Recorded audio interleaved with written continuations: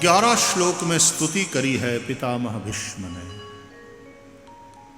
एक श्लोक में स्वसमर्पण, एक श्लोक में सर्व समर्पण और 9 श्लोक में नवधा भक्ति का भाव है। उन 9 श्लोकों में भी 7 में रति या रति अर्थ विषयक शब्द मिलेगा, 2 में नहीं मिलेगा, क्योंकि 9 प्रकार की भक्ति में 7 प्रकार की भक्ति करने में तो जीव स्वतंत्र है, लेकिन 2 प्रकार की भक्ति में जीव स्वतंत्र नहीं परतंत्र है। भगवान जिसको अधिकार दे वे ही कर सकते हैं। एक पाद सेवनम, तुम अपनी मर्जी से किसी के चरण को पकड़ करके बैठ जाओ कि हमको चरण सेवा करनी है, ऐसा नहीं चलता। वो यदि कहे, वो आज्ञा दे तो ही उनके चरणों की सेवा कर सकते हो। वो कहे नहीं नहीं, अरे बोले नहीं नहीं क्या, हम तो करके रहेंगे, और उसकी टांग पकड़ करके खींच करके पकड़ ले, टांग करो लंबी, क्या नहीं नहीं इस तरह से कोई सेवा करने आता, दादागिरी करके। अरे चरण सेवा की बात छोड़ो, चरण स्पर्श से भी पूर्व आज्ञा लेना चाहिए।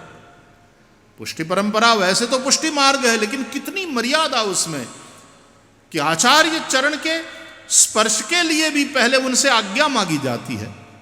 चरण स्पर्श की आज्ञा है और फिर सीधे हाथ से चरण स्पर्श करते। तो चरण सेवा आप अपनी मर्जी से नहीं कर सकते, यदि आपको अधिकार मिला हो तो ही कर सकते, आपको आज्ञा मिली हो।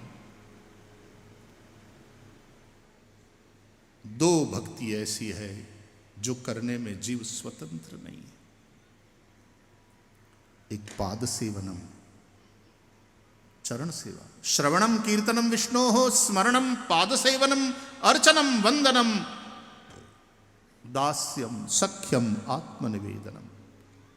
तो एक तो चरण सेवा और दूसरा सख्य भक्ति, उसमें भी जीव स्वतंत्र नहीं, क्योंकि सख्य में भगवान की बराबरी में हम बैठ जाते हैं। सखा में बराबरी होती, 2 मित्र में बराबरी होती। हम स्वयं चल करके भगवान की बराबरी के आसन पर बैठ जाएं, हमें अधिकार न हो और हम स्वयं चल करके उसके बगल में बैठकर उसके गले में हाथ डाल करके, क्या यार, ये तो अविवेक हो जाएगा। सुदामदेव श्री कृष्ण के सखा होते हुए भी अपने आप को दास मानते हैं भगवान के चरण में, और भगवान है कि सुदामदेव को अपने आसन पर विराजमान करके सुदामा के चरण प्रक्षालन करते। और सुदामा को इतना संकोच हो रहा, इतना संकोच हो रहा। दास में संकोच का भाव होता है, मित्र में नहीं। मित्र तो बिना संकोच के, उसने अच्छी घड़ी पहनी हो उतरवा लेता, कौन सी है, कहां से लाया, वाह ये तो बहुत बढ़िया है, मुझे अच्छी लग रही है, अधिकार पूर्वक ले जाएगा।